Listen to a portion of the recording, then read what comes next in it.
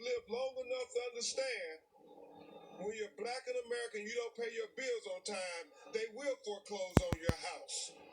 And so she was trying to be responsible. Miss Stevens, 70 years old, went, deposited the $600 in the ATM, then saw that it wasn't showing in her account the next day. She went to the bank, told them she deposited the $600 with the receipt, had her proof, because we have to have receipts, and they told her that, okay, they're working on it to come back later that afternoon. So she comes back again, and they tell her they're still working on it. Now, she saw the ATM person working on the machine. They all knew they were having problems with the ATM.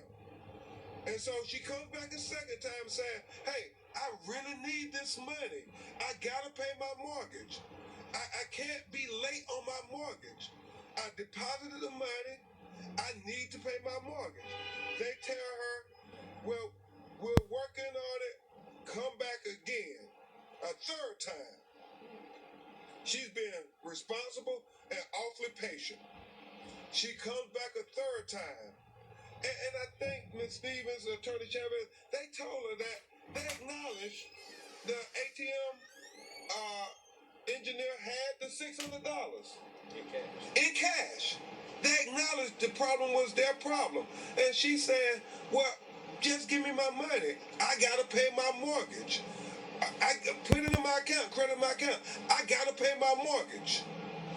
They don't do that. And she said, I'm not leaving here without my money. I got to pay my mortgage. They then say, this 70-year-old grandmother is so belligerent, so outrageous. This lady who said, I want my money, that instead of them trying to deal with her as a valued, respectable customer, for 50 years, she's been banking at that bank. A 50-year customer. You know, this was started as a teacher's credit union. She's a teacher. This is the person who is the ideal customer for you. 50-year customer who said, I just want my $600 that you all have told me that you have. Give me my money or credit my account. But I'm not leaving here a third time without some kind of satisfaction.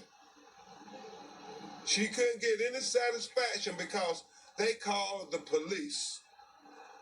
And when the police got there, they said somebody said to them, and we have to listen to the 911 calls or whatever the bank called, and they said something about a gun. So the police asked her something, they saw a gun. Miss Stevens says, I don't have a gun. I've never owned a gun. I don't believe in guns. And the police say, if you say gun one more time, we're going to arrest you. And she said, what are you talking about guns? Who said anything about guns? And they arrest this grandmother and drag her out of that bank. During the arrest, her nose is fractured. They then take her to jail. I mean, think about your mother now. They take her to jail.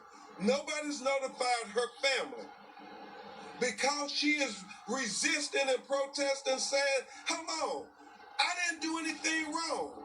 They got my $600 and they dragging her. She said, I don't want to go to jail. I didn't do anything wrong.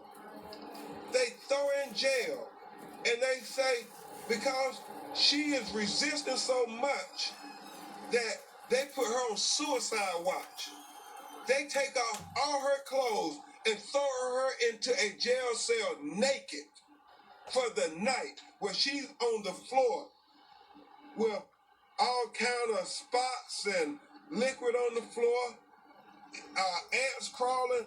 She's there for how long, Miss Stevens? A whole day, but a day and a half. A day and a half.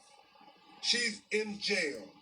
Her family hasn't been notified anything. I wasn't given a telephone call. Wasn't given a telephone call. And this is all because Mid-Florida Credit Union did not respect her as a valued customer. We don't know why. Was it the color of her skin? Was it they didn't believe her, even though she had her receipt and the engineer for the ATM said he had her money? Why wouldn't they make this right? And then, after she gets out of jail, and you're going to hear from Ms. Stevens and Attorney Chavez, as I understand it, a bank official comes to her and apologizes.